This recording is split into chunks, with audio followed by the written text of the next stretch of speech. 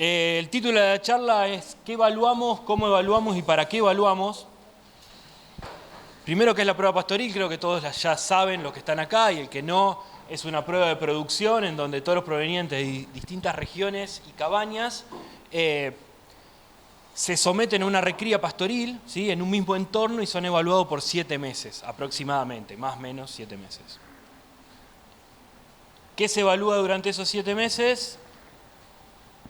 4 pilares: un pilar ganadero, uno fenotípico, uno reproductivo y uno carnicero. Se obtienen 4 índices por cada uno de esos, y esos índices después, con cierto grado de ponderación de cada uno, se lleva a lo que es el índice final. Para los que por ahí no están involucrados en la prueba, esto es más o menos el calendario de actividades que se lleva a cabo durante todo el año. Faltan algunas cosas, como toda la parte sanitaria que hace el médico veterinario de la prueba, ¿sí? Pero acá están las principales mediciones que se van haciendo durante el año. Son muchas las mediciones, son muchos los datos que se obtienen de cada uno de los toros. Es muy importante eso, porque le da credibilidad a todo lo que uno después presenta, digamos, todos esos datos. Los toros ingresaron en esta prueba el 13 de diciembre, pero el inicio de la prueba se da recién el 27 de marzo, y eso tiene una razón de ser, que es que durante todo ese periodo se da un periodo de acostumbramiento de los toros, acostumbramiento a un nuevo ambiente, un nuevo entorno, a sus nuevos compañeros, ¿sí? Se van a empezar a armar otra vez órdenes jerárquicos y órdenes sociales en cada uno de esos, en esa nueva tropa de toros. Otra cosa que pasa en esta etapa, y que lo pudimos ver en algunas otras pruebas pastoriles donde se acortó ese periodo, es que hay se da cierta distorsión, principalmente lo que es ganancia diaria de peso, en cómo vengan, en qué estado vienen los toros de las cabañas, ¿sí? Aquellos toros que vienen un poco faltos de estado hacen un crecimiento compensatorio muchas veces cuando empiezan a comer acá, entonces ganan muchísimos kilos los primeros días. Y aquellos que están un poco más preparados, que vienen un poco con un estado un poco mejor o un poco más alto que lo que sería una recría pastoril, que ha pasado, por ejemplo, cuando arrancamos la prueba pastoril cerca de mayo, en la época de la pandemia en el Colegio Agropecuario, algunos toros ya venían con cierto grado de preparación. Esos toros, la ganancia de peso fue muy baja los primeros días, primeros meses, es más, en algunos fue hasta negativa, porque los toros perdían peso porque su metabolismo era tan alto que esa energía que consumían no alcanzaba para ganar kilos, ¿sí? Entonces, todo eso se da en ese periodo, y arranca el 27 de marzo con la primer pesada, la toma de circunferencia escrotal, la colocación de caravanas, de la prueba y demás, ¿sí? Durante todo este proceso se van haciendo diferentes revisaciones sanitarias. Los toros, a pedido de INTA y con argumentos muy buenos, los toros llegan acá, tienen que llegar raspados ya, con un sangrado negativo de brucelosis, con una tuberculina hecha. O sea, los toros vienen sanitariamente ya aptos, con ciertas aptitudes ya, ¿sí?, para dar seguridad a los otros compañeros de la prueba. Entonces, ya entran con ese grado con esas certificaciones sanitarias a la prueba, y después durante todo este periodo se van haciendo diferentes también, se hacen, bueno, lo que es libre de brucelosis y tuberculosis, todo lo que son los raspajes ahora que se hicieron hace 15 o 20 días atrás, ¿sí?, para ya llegar a la venta que se da la semana que viene. También van a sufrir la admisión, o sea, van a pasar la admisión del Colegio Médico Veterinario, entonces los toros llegan sanitariamente lo más correctos posible, ¿sí? Se hacen tres juras. Para cada una de las juras fenotípicas antes se realiza una pesada, la más importante es la última, ¿sí?, que va a dar el índice ganadero. Se hace ecografía carnicera, se hace calidad seminal. También acá al medio me faltó, pero no me entró, lo que es la revisación de Angus para marcar los que son los puros controlados, no así los pedigree, pero se da la inspección de Angus acá en el medio, que fue el 6 de septiembre que se hizo. Y bueno, esto es un poco el calendario de todas las cosas que se van haciendo durante el año.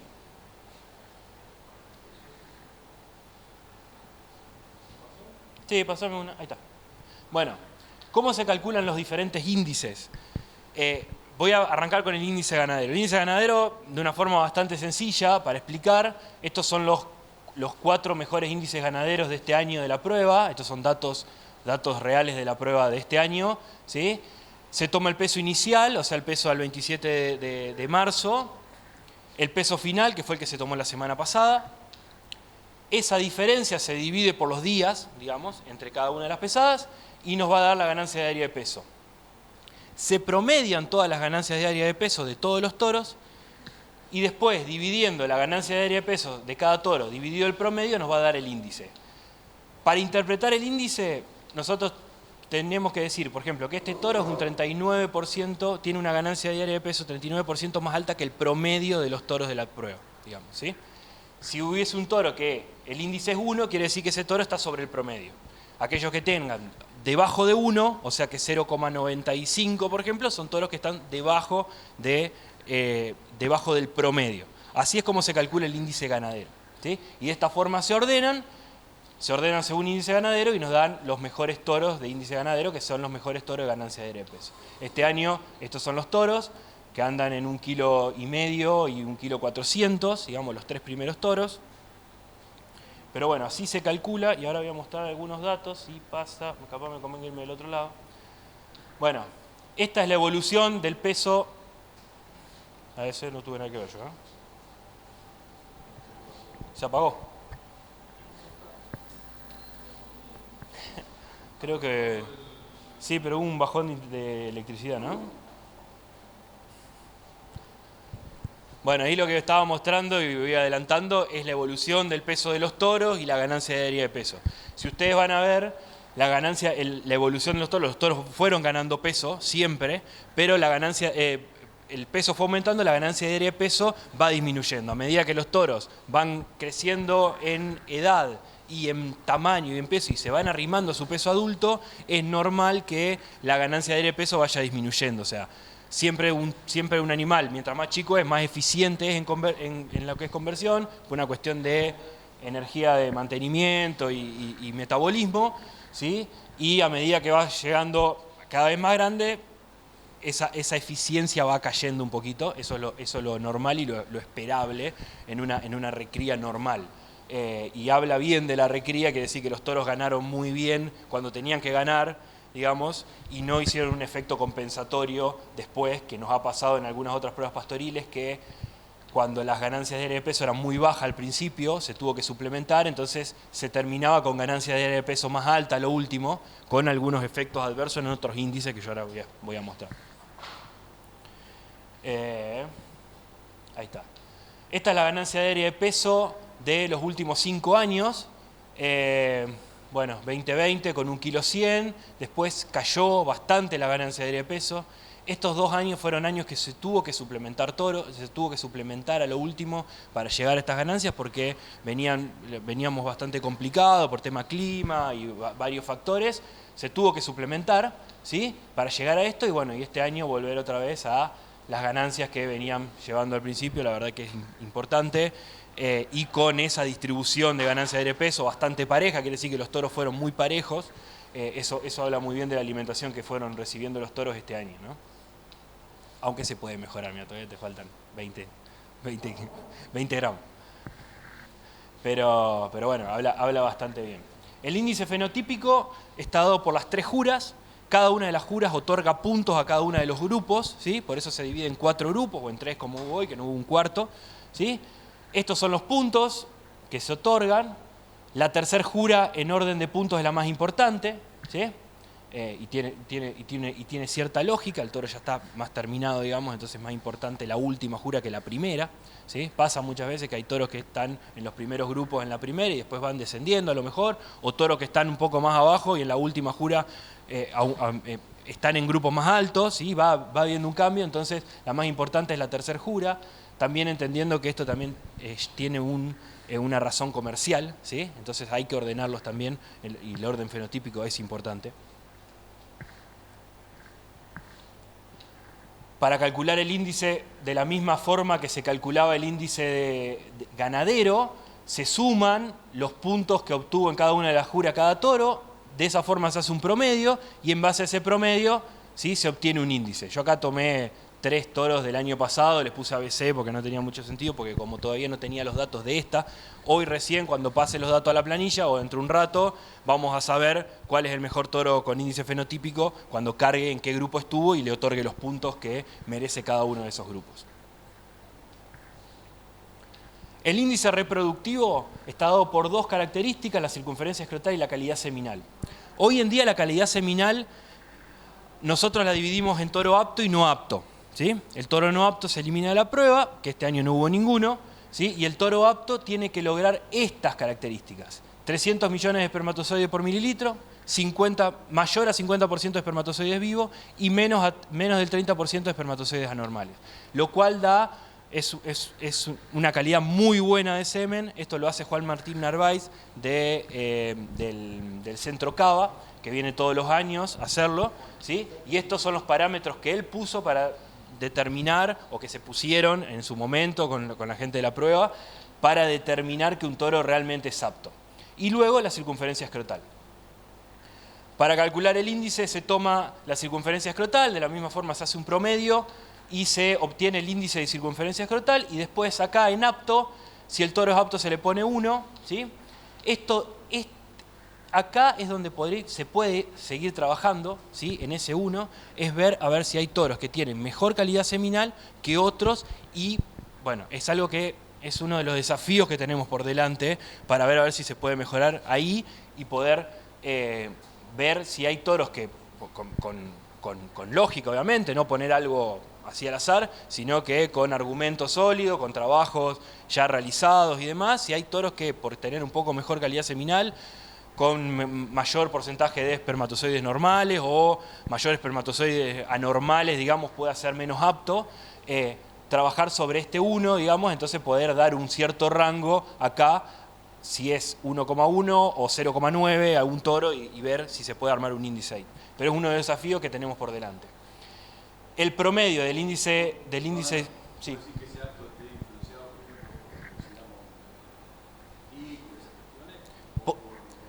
Yo creo que acá podemos trabajar en lo que es calidad seminal. Yo creo que sí, pero también podemos agregar capacidad de monta, por ejemplo, capacidad de servicio. Se podría hacer un montón de cosas para ver si un toro es más apto o menos apto. Los parámetros y nada más. Sí.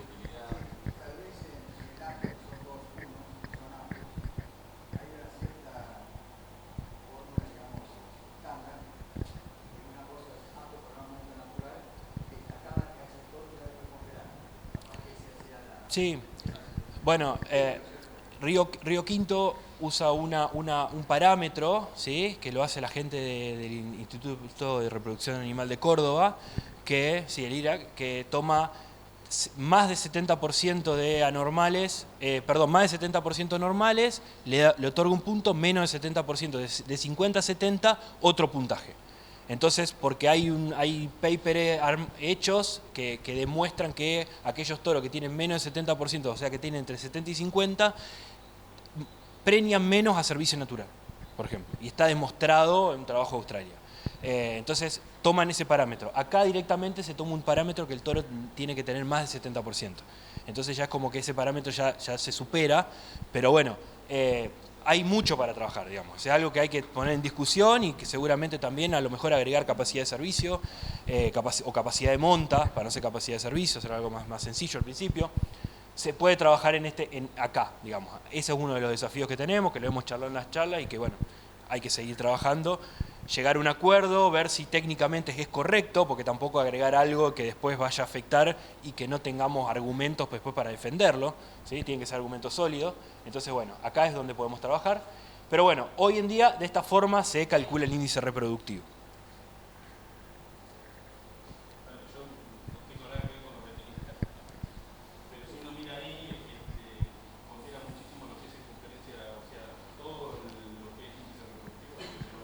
Circunferencia escrotal.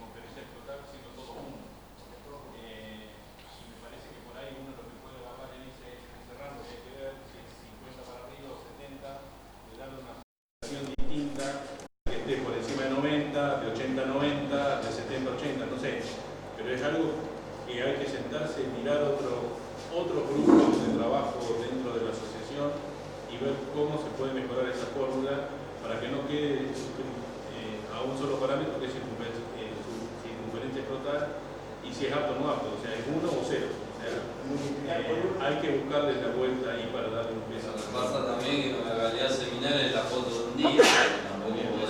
Claro, bueno, pasa eso. Y lo segundo es, el toro que tiene 80% de vivo, ¿preña más que el que tiene 90%?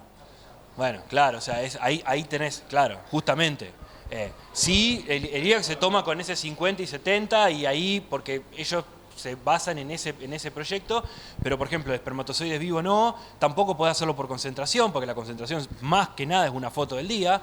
Hoy te puede concentrar una concentración X y mañana tener otra concentración. ¿Viste? Claro, o sea, van cambiando. Sí, lo que es más estable son las cantidades de espermatozoides anormales con el tiempo y principalmente los que son no compensables, o sea, los que son de cabeza, que por ahí ya son algunas cuestiones genéticas, eso sí hay que darle más bola, pero bueno, está ponderado en ese 70% que tiene que tener de normales para ser un toro apto. Igual se puede seguir trabajando. La circunferencia escrotal 2020-2024, ¿sí? Fíjense, la verdad es que los toros hay pequeñas diferencias, 1,5 centímetros, menos de 1,5 centímetros de diferencia entre los mejores años y los peores, pero se empieza a notar acá esta baja acá en la circunferencia escrotal, que también lo van a ver en el área de ojo de bife, después lo vamos a ver, que puede llegar a ser un efecto ambiente. Yo no lo puedo decir porque no hice un análisis estadístico, esto lo armé en estos días, pero la verdad que podemos seguir trabajando en esto, que realmente los años donde las recrías no son tan buenas, como hay una baja de lo mejor de la circunferencia escrotal. Y es algo que sí está demostrado, por ejemplo, en toritos chicos, que subalimentados la circunferencia escrotal es menor que terneros alimentados de forma óptima, ¿no? Pero bueno, es algo que se puede trabajar y podemos seguir estudiándolo. Sí, justamente se muestra en los años que hubo que suplementar cómo hubo un descenso no fue muy grande, pero bueno, se podría trabajar. Sí se va a ver mejor en lo que es el índice carnicero. El índice carnicero toma dos datos. En realidad Angus, cuando viene a hacer la calidad carnicera, toma 4 datos. Es grasa dorsal, área de ojo de bife, porcentaje de grasa intramuscular y espesor de grasa de cadera. Acá solamente se toman estos dos, ¿sí? estos dos indicadores, área de ojo de bife y grasa dorsal. Creo que uno de las cosas que tenemos que también mejorar es poder cómo agregar grasa intramuscular, que me parece que es un dato importante, que lo tenemos y podríamos sumarlo, ¿sí? Hoy cada vez se habla más de grasa intramuscular y con justa razón, porque da calidad carnicera, porque da terneza, porque da un montón de características que busca el mercado. Entonces, buscar a lo mejor agregarlo, los datos siempre están. El tema es cómo ponderar esos datos para que después sea justo al momento de hacer el cálculo. No darle más peso del que tiene, del que hay que darle, ni tampoco darle menos para darle más peso a otro. Digamos. Entonces, bueno, es algo sobre lo que se puede mejorar. Yo no sé si Río Quinto ya lo sí.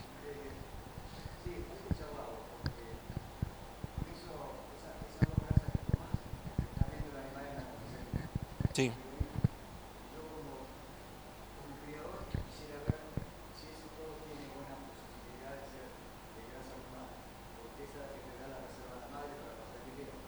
Bueno.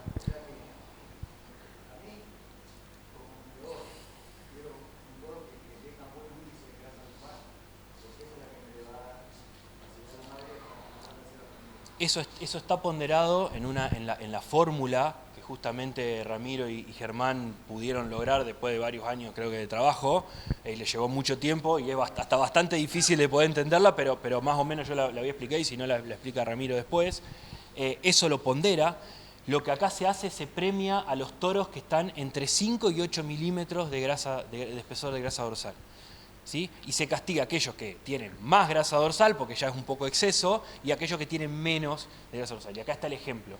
Se hace un índice de área de ojo de bife, sencillo, lo mismo de la misma forma. Fíjense, estos son toros de este año, el toro 40, que justamente salió mejor toro hoy, es un toro que tiene 101 centímetros cuadrados de área de ojo de bife, muy por encima de la media, un 20% sobre encima de la media. Tiene 6.9 de grasa dorsal, un espesor de grasa dorsal justa, o sea, está bien. Entonces se toma el total del índice, el índice de área de ojo de bife como índice carnicero.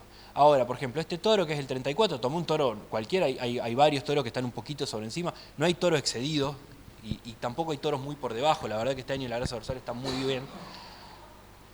9.7 ya castiga a este 1.017 de área de ojo de bife y lo deja en 0.91. Entonces justamente lo que buscas es hacer eso. Lo que estaría bueno a lo mejor es agregarle a esto, buscar de qué manera ponderar la grasa intramuscular, ya que la tenemos como un dato, sin restarle importancia. O sea, y a lo mejor decir, bueno, ¿cuál es el grado de importancia que tiene la grasa intramuscular dentro de todo esto? ¿Tiene más importancia, menos importancia?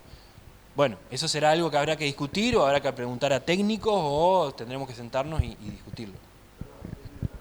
No, no, pero está bien.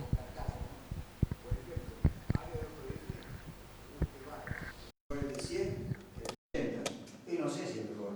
Porque si el de 100 pesa 1000 kilos y el que tiene 83 pesa 500, es mejor el que tiene 83 de ojo de bife. O sea que los datos hay que saberlos analizar. Yo no sé, pero he consultado otras cosas que para eso sirven. Otra cosa que hay que agregar es frame, digamos, que hoy no se tiene tanto en cuenta y a lo mejor hubiese que agregarlo para justamente poder ponderar este tipo de cosas.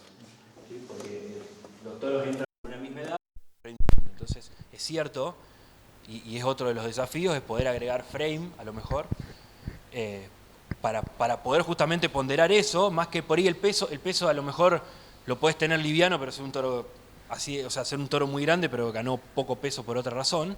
Digamos, lo que mejor ponderaría eso sería el frame, y poder ponderar eso por frame sería lo ideal, que es otro de los desafíos que se podrían agregar, digamos. Pero es lo que vos decís. El área de ojo de bife 2020-2024 es lo que yo les decía. Falta el del 2021, que no lo pude encontrar, pero la idea es para el año que viene, si los 10 años poder encontrar los datos de todas las pruebas pastoriles. Muchos datos, algunos se perdieron o no están se perdieron junto con Germán. Y yo calculo que Ramiro seguramente tendrás algunos, la gente de Vicar con los catálogos tendrán otros, y bueno, ir sumando todos los datos. Algo seguramente tendrá el ERA en lo que son las evaluaciones, tendrán guardadas para poder buscarlo y juntar todos los datos para hacer realmente un análisis de los 10 años de la prueba pastoril. Pero bueno, también se ve un marcado descenso en los años donde del área de ojo de bife, la grasa dorsal era, ni la quise graficar, pero creo que este año grasa dorsal era 2 milímetros, o sea, el promedio era muy por debajo de lo que venía haciendo, pero bueno, fue un año donde las ganancias de peso fueron malas y después se suplementó, pero no llegó a llegarse, o sea, se alcanzó un estado que estaba justo para la venta, pero bueno, no es la idea tampoco de la prueba pastoril suplementar, está dentro de los estándares, o sea, está dentro del reglamento, pero bueno, si se puede evitar, es mejor. Entonces, bueno, acá hay un efecto también ambiente. Fíjense, este año el área de ojo de bife con una buena recría, con una buena ganancia, los promedios de área de ojo de bife fueron muy buenos. Bueno, ¿cómo se calcula el índice final? Y para ir terminando, el índice final pondera los 4 pilares que yo les fui mostrando en este porcentaje, digamos. Para ir al revés, el índice final está explicado por el 0.3 por el índice ganadero, 0.35 fenotípico, 0.25 reproductivo y 0.1 carnicero. ¿Sí? Esto también es algo que, bueno, se fue cambiando. Al principio se le daba más importancia a los fenotípicos, se fue modificando. Y quién dice que no se puede seguir modificando y poder ir viendo otras cosas, digamos. Esto es una foto, esto es una ponderación que hace la prueba. Lo que yo ya hablaba con, no me acuerdo con quién, con Ezequiel, que la prueba tiene todos los datos de todos los toros. Tranquilamente, si un productor quisiera decir, yo quiero mejorar índice carnicero y no me interesa tanto reproductivo y fenotípico y ganadero, tranquilamente él podría armar su propio índice, ponderando cada uno de los índices. O sea, y eso es algo, por ejemplo, de los que son los índices de selección, que en algún momento hay productores que lo usan y cabañeros que lo usan para seleccionar los toros según el catálogo de venta, para tomar 2 o 3 parámetros y dar una cierta ponderación a lo que cada uno desea, porque por ahí muchas veces es algo más subjetivo o objetivo, pero de cada uno de cada establecimiento o de las necesidades de cada uno de los productores, tranquilamente puede armar su propio índice con los índices reproductivos que sí son objetivos, digamos. Podemos decir que podemos agregarle cosas o no, pero son objetivos, ¿sí? Esto es la ponderación que toma la prueba pastoril para decidir cuál es el mejor toro y cuál es, digamos, no sería la palabra indicada el peor, pero sí dar un orden de venta según estos parámetros, ¿sí? Esto es el ejemplo, estos son los toros ganadores del año pasado, fíjense. No puse lo de este año porque me falta todavía el índice fenotípico, lo voy a tener dentro de un rato. Fíjense cómo lo toma, por ejemplo, este termina con 1.13, ¿por qué? Porque el índice carnicero es muy bajo, ¿sí? Índice reproductivo el 0.25 y hace, la cuenta es bastante sencilla, es esto por 0.3 más esto por 0.35 más esto por 0.25 y así, digamos, y da el índice final. Y con eso todos los toros podés comparar todos los toros de la misma forma y tomando el mismo criterio, digamos. Tranquilamente podría ser tomarse otro criterio si alguien tiene otras necesidades, pero este es el criterio que toma la prueba pastoril para evaluar los toros y hacer el orden de juro. Y bueno, y por último, bueno, agradecerles, y esto también es un poco... Sí.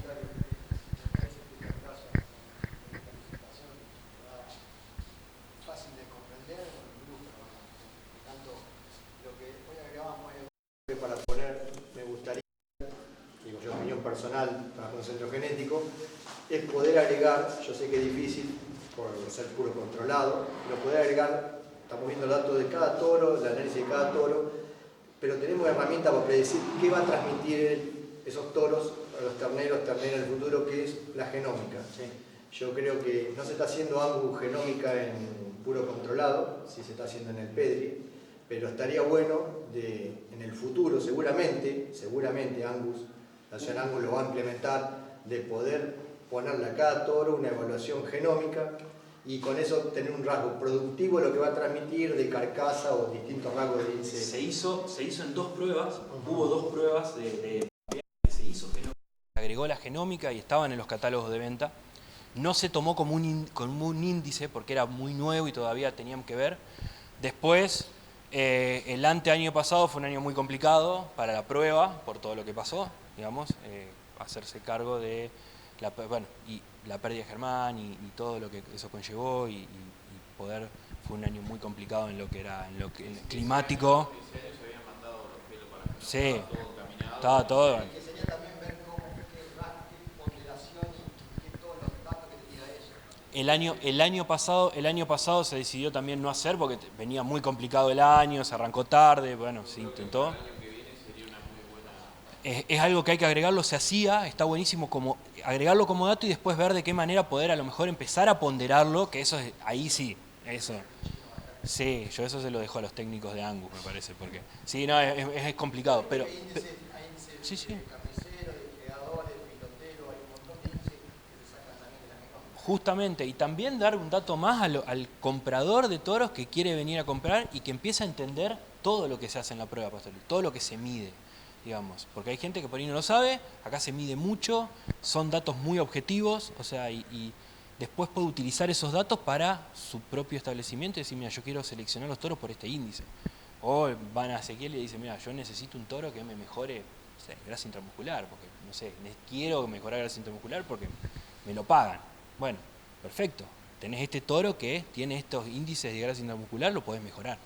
O hago toros y quiero comprar un pedigree y quiero mejorar circunferencia escrotal. Bueno, ¿cuál de todos estos toros? Porque esto es una evaluación que se hace con los... O sea, si ustedes vieron, siempre se hace promedio sobre los toros del mismo periodo. Entonces, dentro de todos estos toros, es una base, dentro de todos estos toros de este año, este toro fue el que mejor circunferencia escrotal tuvo. O este toro fue el que mejor área de ojo bife tuvo. Entonces, estás comparando toros con otros en un mismo lugar, en un mismo ambiente. Claro. Claro, justamente. Entonces nosotros estamos haciendo eso y son toros que salen a venta y bueno, y los productores tienen la posibilidad de comprarlo. Entonces entender eso es importante. Y después por último, nada, lo que conlleva lo que es la prueba pastoril. La familia, los amigos, esta es una foto que sacó el año pasado de Ezequiel, está buenísima.